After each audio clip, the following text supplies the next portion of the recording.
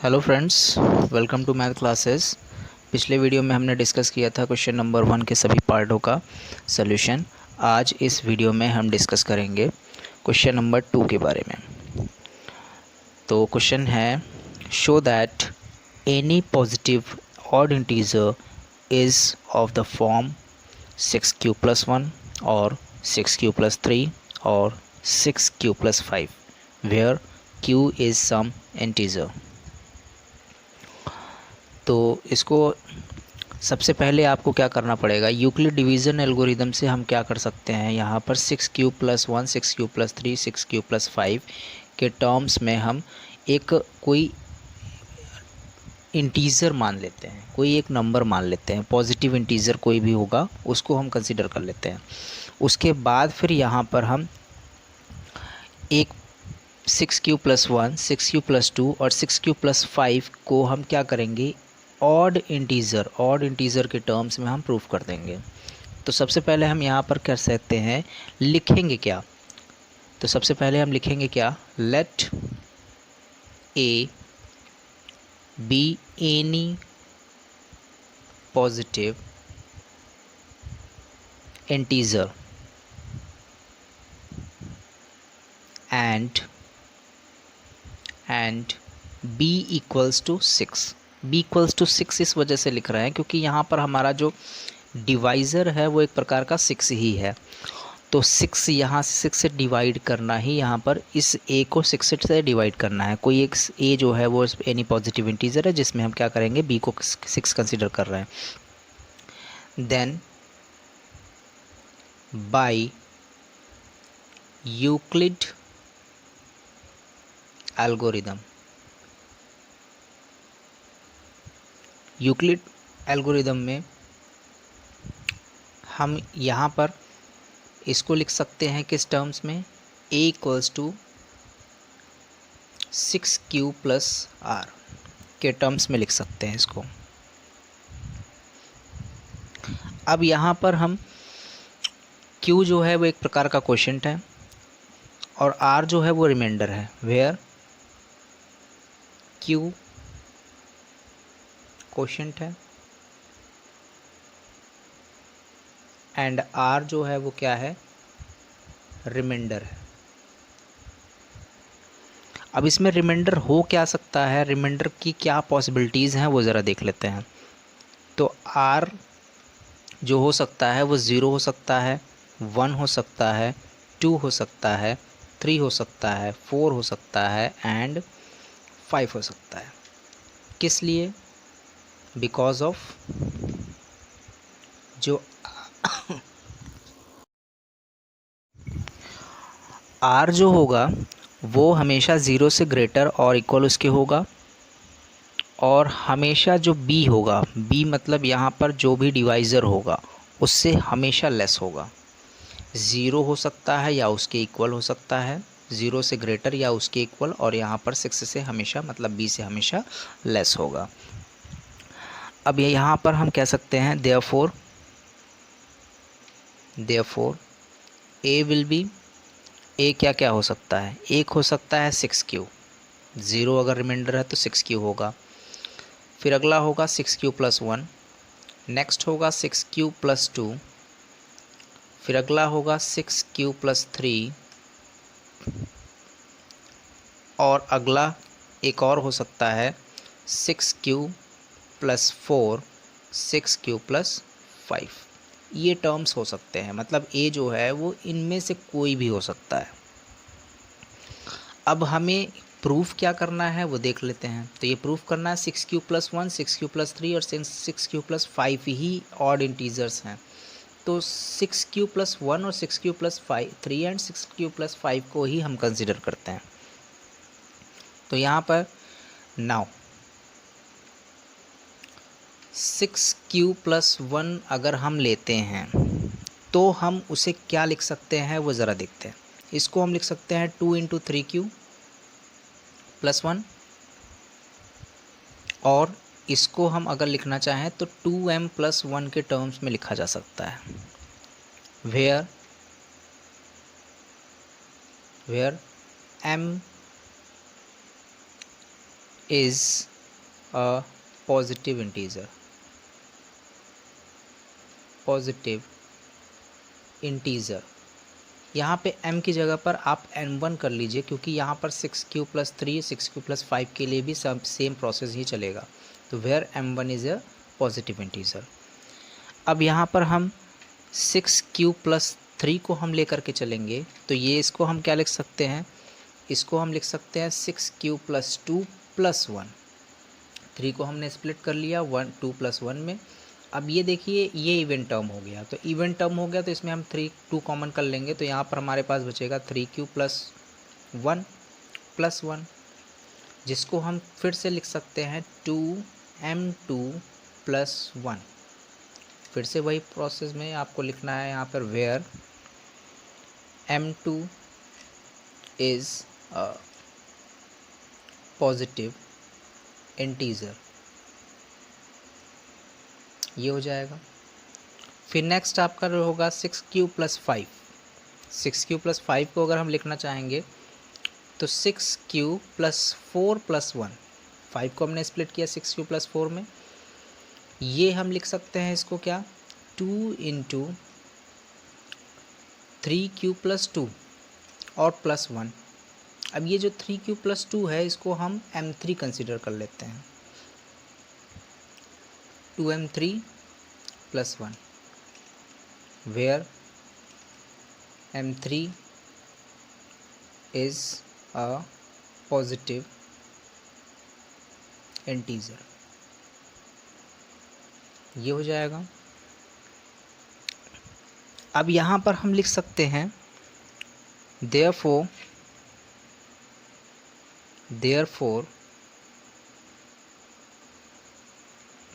6q+1 6q+3 and 6q+5 are not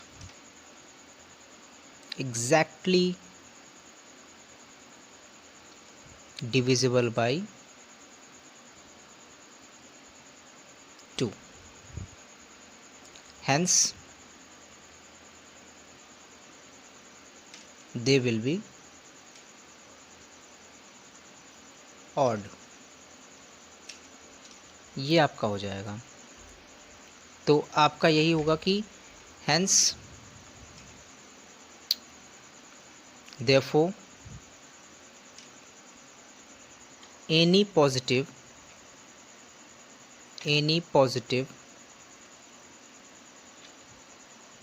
odd integer can be expressed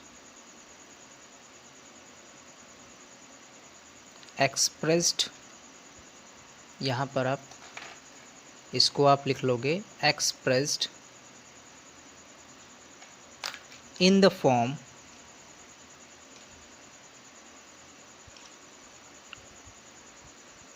6q+1 6q+3 और 6q+5, ये इसका solution हो जाएगा। यही आपका इसको आपको शो करना था।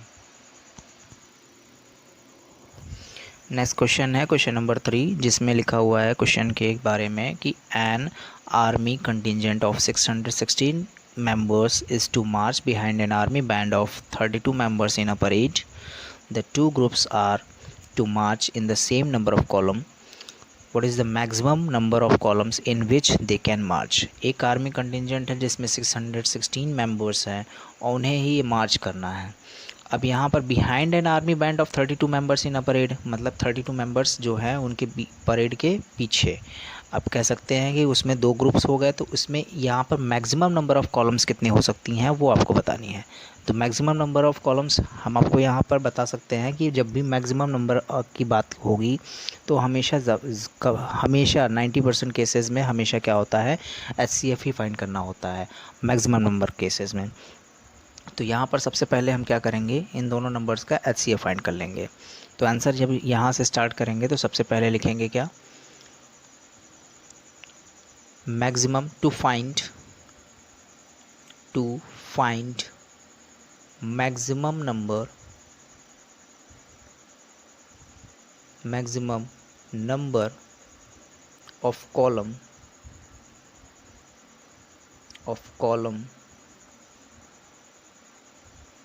in which they can march.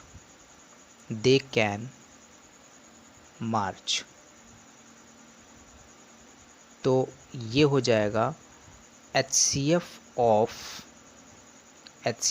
616 and 32 members, 616 members का आपको क्या करना होगा, एक प्रकार से HCF फाइंड करना होगा। तो HCF फाइंड करने का मेथड जो है वो हमने इस चैप्टर में यूक्लिड डिवीज़न एल्गोरिदम से ही सीखा है, तो यूक्लिड डिवीज़न एल्गोरिदम से ही हम देखेंगे। तो ये हो जाएगा we can use Euclid algorithm.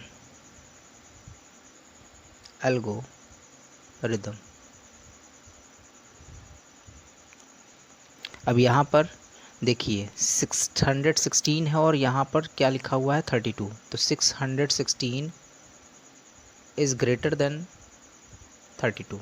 तो यहाँ पर ये जो है डिविडेंड बन जाएगा और ये डिवाइज़र बन जाएगा। अब ये डिविडेंड बनेगा तो यहाँ 616 एक इक्वल एक प्रकार से हो गया और यहाँ पर 32 जो है वो एक प्रकार का बी हो गया। अब क्वेश्चन क्या आता है, तो यहाँ पर हम इसको डिवाइड करेंगे, तो साइड में ही यहाँ पर डिवाइड कर लेते हैं 616 और 32, तो 32 वंजा हो जाएगा 32 और यहाँ पर जो बचेगा 11 में 2 गया 9 बचेगा और यहाँ पर ये 5 में 3 गया, यहाँ पे 2 बचेगा, तो 296 के करीब ये आ रहा है। तो 296 आ रहा है, 9 से इसको लेकर के जाते हैं तो 9 2 ज़ा 18 हो जाएगा, 9 2 ज़ा 18 और 9 3 ज़ा 27 28। तो हमारे पास एक प्रकार का जब रिमाइंडर बचेगा वो 8 बचेगा, तो 19 टाइम्स इसको हम डिवाइड कर रहे हैं और यहाँ पर हमारे पास रिमाइंडर जो बच रहा है वह 8 बच रहा है। तो यहाँ पर जो फर्स्ट स्टेप में रिमाइंडर जो है वो क्या आया, 8 आया। तो उस केस में हम यहाँ पर क्या करेंगे, इसको HCF तो कंसिडर नहीं करेंगे, हम क्या करेंगे 32 को ही डिवाइज़र से डिविडेंड बना लेंगे। तो 32 यहाँ शिफ्ट हो जाएगा और 8 जो है वो यहाँ शिफ्ट हो जाएगा। अब 8 से हम 32 को डिवाइड करेंगे, तो 8 से 32 को डिवाइड करेंगे तो 8 4 32 होता है, रिमाइंडर हो जाएगा 0। तो यहाँ पे हम लिखेंगे the HCF of 616 and 32 is 8। Therefore they can march in 8 columns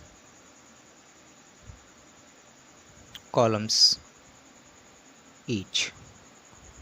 ये इस क्वेश्चन का आंसर हो जाएगा।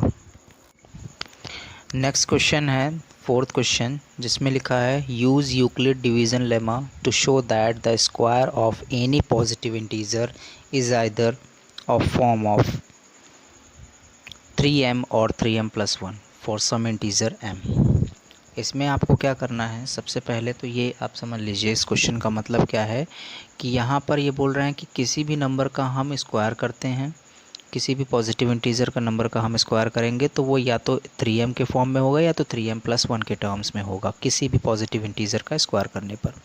तो सबसे पहले हम यहाँ पर क्या करेंगे, यूक्लिड डिवीज़न लेमा से ही हमको शो करना है, तो यूक्लिड डिवीज़न लेमा से ही हम यहाँ पर 3m और 3m+1 के टर्म्स में ही सॉल्व करके देखेंगे। तो यहाँ पर हम क्या करेंगे, 3 जो है वो एक प्रकार का डिवाइज़र ही बताया गया है, यहाँ पर एक हिंट दे दी गई है।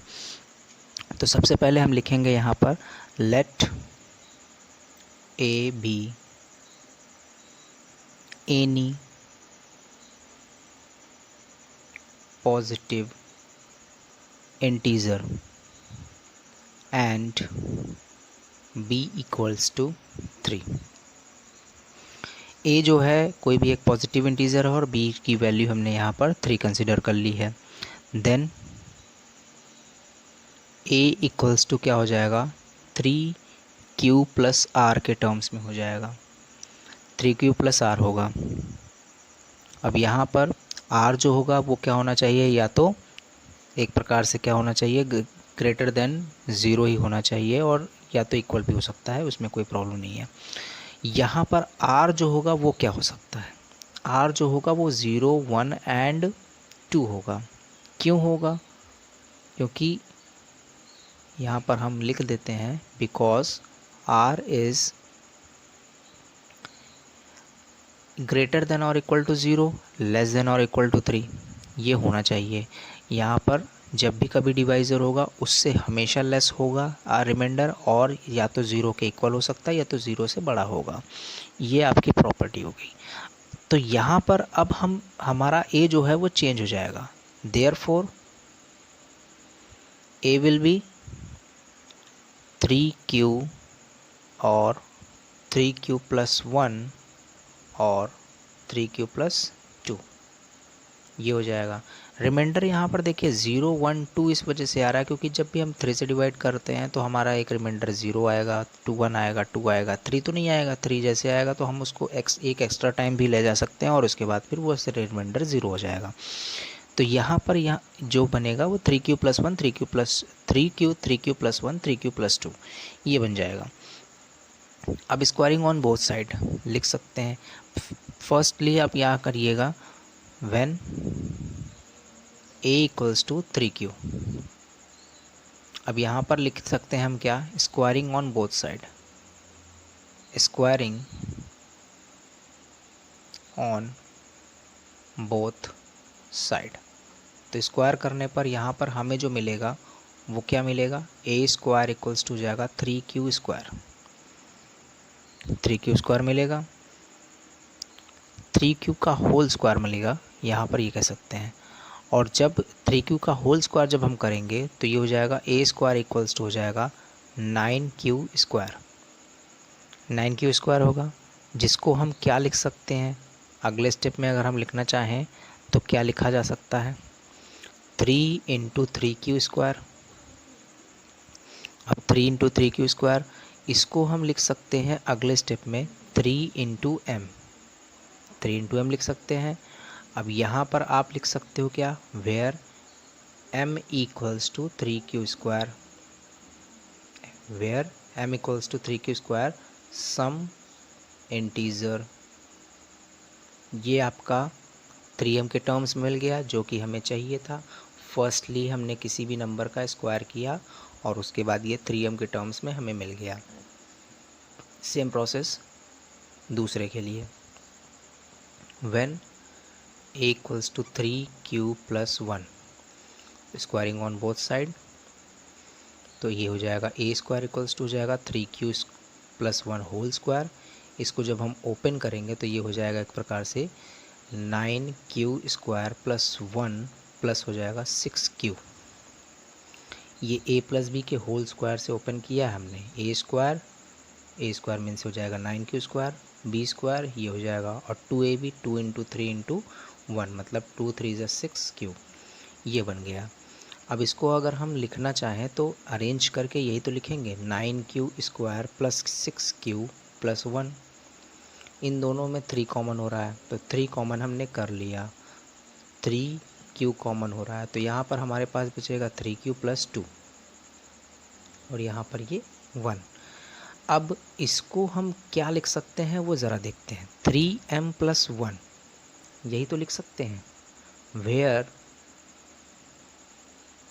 m equals to q dot 3q plus 2, यही तो लिखा जा सकता है। m को हम 3q और 3q प्लस 2 लिख सकते हैं ना। यहाँ पर देखिए अगर हम इतने पार्ट को m लिख सकते हैं तो ये 3m प्लस 1 के टर्म्स में तो बन रहा है ना, सम इंटीजर।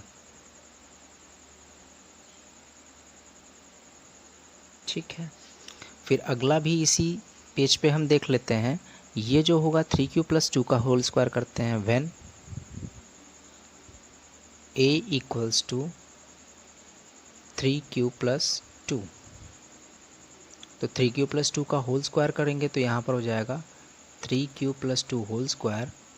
ये जब हम इसको सॉल्व करेंगे तो 9q स्क्वायर ये आपका हो जाएगा प्लस 3 2 = 6 और 6 2 = 12, 12Q और यहाँ पे 2 2 ज़ा 4।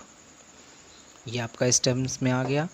अब इसमें आप क्या कर सकते हो, इसको स्प्लिट कर लीजिए, 4 को स्प्लिट करके यहाँ पर 3 + 1 लिख लीजिए। तो इसको हम अगले पेज पे देख लेते हैं, अगले पेज पे हम इसको देख लेते हैं। हमारे पास जो इक्वेशन थी वो थी 9Q² A² इक्वल्स टू हो जाएगी 9Q² + 12Q + 4 को हमने स्प्लिट कर लेना है। तो यहाँ पर हो जाएगा 9Q² + 12Q + 3 + 1। 3 + 1 के टर्म्स में इस वजह से कर रहे हैं क्योंकि इन पूरे में आप 3 कॉमन कर सकते हो आसानी से। इसमें आप 3 कॉमन करोगे तो यहाँ पर हो जाएगा 3Q² + 4Q और +1 ये 1 ये लिख दिया हमने, इसमें से पूरे में से 3 कॉमन कर लिया तो ये बन गया। इसको हम क्या लिख सकते हैं, 3m + 1 where m equals to 3Q² + 4Q + 1 as is some integer. ये आपका हो गया some integer m equals to ये हो गया, यहाँ पर 3m + 1। तो इसको हम फिर आगे क्या लिख सकते हैं, अब हमारे पास यहाँ पर 1 3m + 1 के टर्म्स में मिल गया सारा चीज़। तो हम यहाँ पे लिख सकते हैं अगले स्टेप में यहाँ पर हो जाएगा hence it can be said that, question से, पूरा क्वेश्चन से ही जो लिखा हुआ है उसी को हम यहाँ पे लिख लेंगे। Square of any positive integer is either of the form 3m और 3m + 1। ये इसका प्रूफ हो जाएगा। प्रश्न संख्या 5 है। प्रश्न संख्या 5 का पहला और दूसरा पार्ट आपको सिद्ध करना है। इसमें पहले तो आपको यहाँ पर समझना है कि क्वेश्चन क्या है। एक समांतर चतुर्भुज ABCD है, भुजा BC पर एक बिंदु P है तथा DP को बढ़ाने पर AB से बिंदु L पर मिलती है। तो सिद्ध कीजिए DP/PL इक्वल्स टू DC/BL। ये प्रश्न जो है बगैर पहले फिगर बनाए नहीं होगा। तो समांतर चतुर्भुज की बात हो रही है तो समांतर चतुर्भुज हम यहाँ पर बना लेते हैं। यहाँ पर रफली हम समांतर चतुर्भुज बना लेते हैं। समांतर चतुर्भुज कुछ ऐसा बनेगा, हम आयताकार भी समांतर चतुर्भुज भी बना सकते थे। तो यहाँ पर समांतर चतुर्भुज ऐसा कुछ बना, यहाँ पर हम नाम इसका नामकरण लिख देंगे। तो यहाँ पर AB और CD ये समांतर चतुर्भुज है। अब इसमें इनका कहने का मतलब है कि भुजा BC पर क्या है, P बिंदु है। तो भुजा BC पर हम कहीं भी कोई पॉइंट हम P मान लेते हैं। और उसके बाद कह रहा है कि DP को बढ़ाने पर AB से L बिंदु पर मिलता है। इसका मतलब हम यहाँ पर DP को बढ़ा रहे हैं, DP को हम बढ़ाते चले जा रहे हैं और AB को भी हम यहाँ पर बढ़ा रहे हैं, AB को बढ़ा रहे हैं। तो ये कहीं इस पॉइंट पर मिल गए, आपस में एक दूसरे से मिल गए, तो इसी का नाम हमने L रख दिया। इस पॉइंट पे आपस में ये मिल गए। तो DP को बढ़ाने पर ये बिंदु जो है वो AB से बढ़ाने पर यहाँ पर L बिंदु पर मिलता है। अब आपको सिद्ध क्या करना है वो समझिए। आपको सिद्ध करना है DP/PL इक्वल्स टू DC/BL। ये आपको सिद्ध करना है। तो आइए देखते हैं सबसे पहले इसका हल कैसे होगा वो समझते हैं। हम यहाँ पर त्रिभुज ले लेंगे,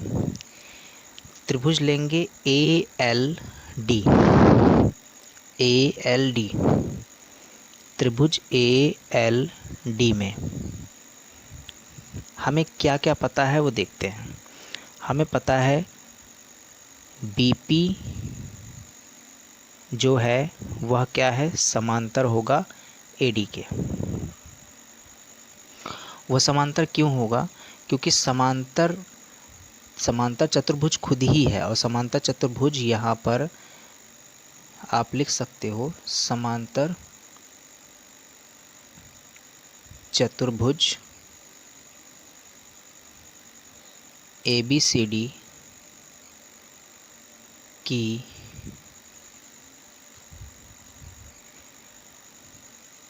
ABCD की भुजा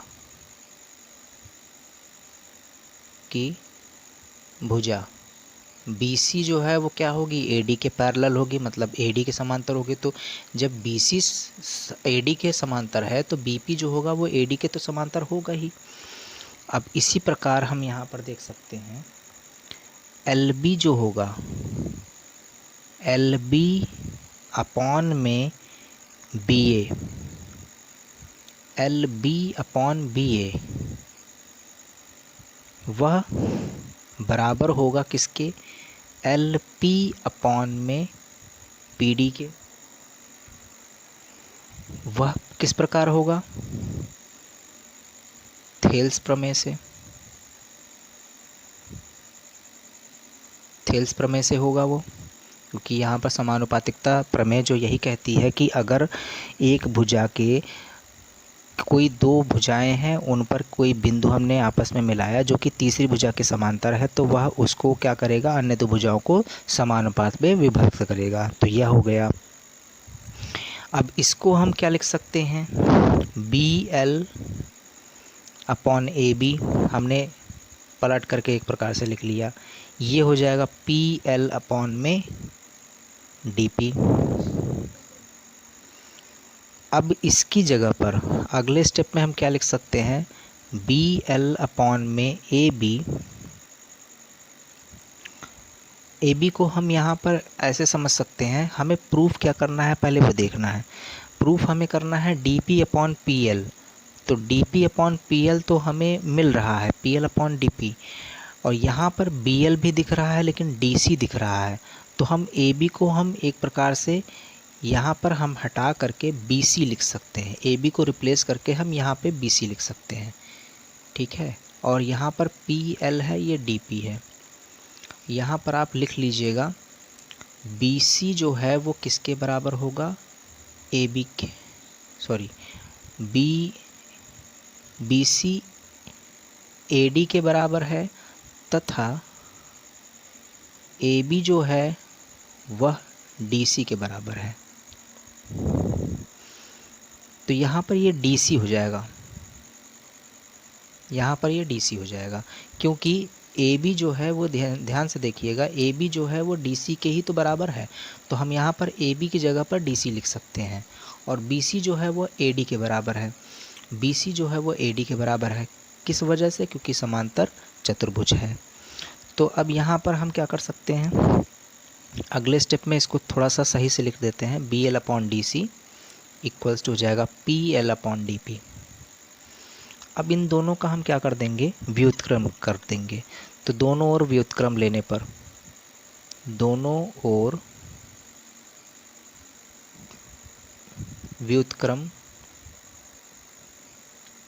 लेने पर, तो दोनों ओर व्युत्क्रम लेंगे तो एक प्रकार से हमारे पास यहाँ पे जो बनेगा वह क्या बनेगा, DC अपॉन में BL इक्वल्स टू हो जाएगा DP अपॉन में PL, जिसको हम एक प्रकार से क्या लिख सकते हैं, DP upon PL equals to DC upon BL। यही हमें क्या करना था, सिद्ध करना था। तो पहला वाला पार्ट हमारा प्रूफ हो गया। पिछले वाले पार्ट में हमने देखा कि जो हमें सिद्ध करना था वह हमें मिल गया, DP अपॉन PL और DC अपॉन BL के बराबर हो गया था। अब दूसरे वाले पार्ट में हमको क्या करना है, हमको सिद्ध करना है DL upon DP equals to AL upon DC, DL upon DP equals to AL upon DC, ये हमें सिद्ध करना है। तो हम यहाँ पर लिखेंगे भाग 1, पिछले भाग में ही हमने देखा था, भाग 1 से भाग 1 से हमें क्या पता है वो देखते हैं। तो dp अपॉन pl जो है dc अपॉन bl के बराबर है। तो इसका हम एक प्रकार से व्युत्क्रम ही कर लेते हैं। व्युत्क्रम करने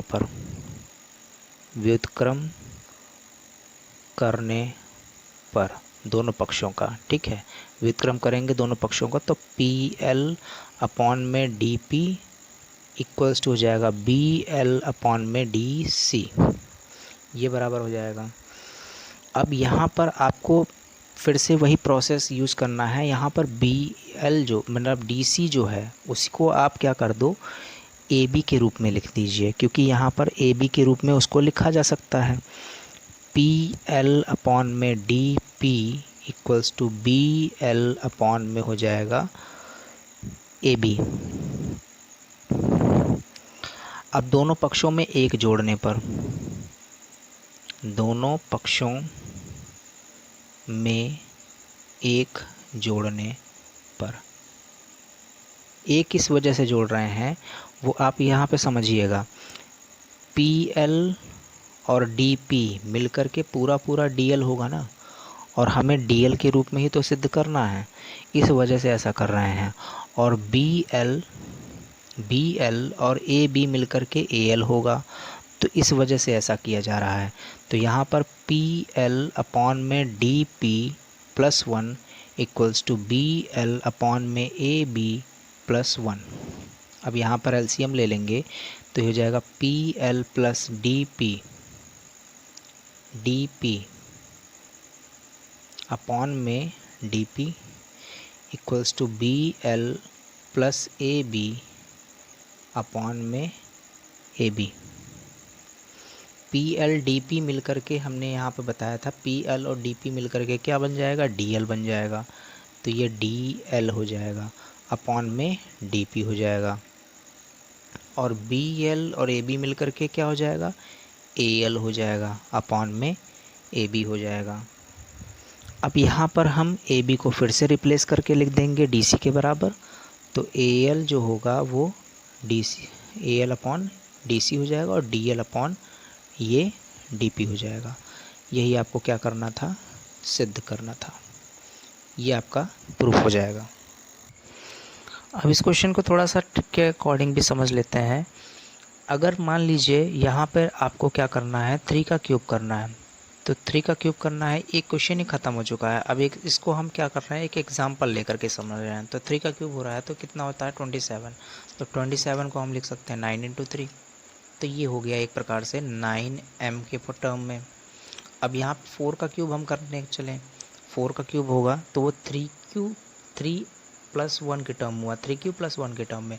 तो 4 का क्यूब अगर हम करते हैं तो यहाँ पर हो जाएगा एक प्रकार से 64, और 64 को हम लिख सकते हैं 9 × 7 + 1। तो इसका मतलब 9 7 से 63 प्लस 1, यहाँ पे 64 हो जाएगा। तो एक प्रकार से हम इसको लिख सकते हैं 9m + 1। और 5 का क्यूब हम करके देखते हैं, तो 5 का क्यूब करेंगे तो यहाँ पर हो जाएगा 125, और 125 जो होगा तो 13 9 होता है 117, और उसमें 8 प्लस करेंगे तो 125 होगा। तो 9m + 8 के टर्म में आया। तो यहाँ पर आप समझ सकते हो, ये देखिए 3 का क्यूब किया आपने तो 9m के टर्म में आया, 4 का क्यूब किया तो 9m + 1 के टर्म में, और यहाँ पे 5 का क्यूब किया तो ये हो गया। अगर हम 6 का क्यूब करेंगे तो वापस से 9m के रूप में आ जाएगा, तो वो भी देख लेते हैं। यहाँ पे हो जाएगा 216, और इसको अगर हम करना चाहें तो ये हो जाएगा 24 9 होता है 216, तो इसको हो जाएगा 9m के टर्म में। तो ये इसका एक प्रकार से ट्रिक हो गया। क्वेश्चन को कैसे समझ सकते हैं, तो यहाँ पर कोई भी पॉजिटिव इंटीजर लेंगे तो 9m + 1 9m + 1 8 के टर्म्स में ही हमेशा होगा। तो इसको हम इस तरीके से भी अच्छे से समझ सकते हैं, लेकिन ये तरीका आपको क्या करना है, केवल समझने के लिए करना है। और आपको जो ये तरीका हमने बताया है, जो सॉल्व करने वाला तरीका है, वो आपको क्या करना है, सॉल्व करना है इस तरीके से, ठीक है। तो आप इसको सॉल्व करिएगा, और बाकी जो तरीका हमने बताया है शॉर्ट ट्रिक, उसको भी आप लोग देख लीजिएगा। अब एक्सरसाइज है यहाँ पर 1.1 एक्सरसाइज यहाँ पर ख़त्म होती है। मिलते हैं अगले वीडियो में 1.2 एक्सरसाइज के साथ। तब तक के लिए जय हिंद।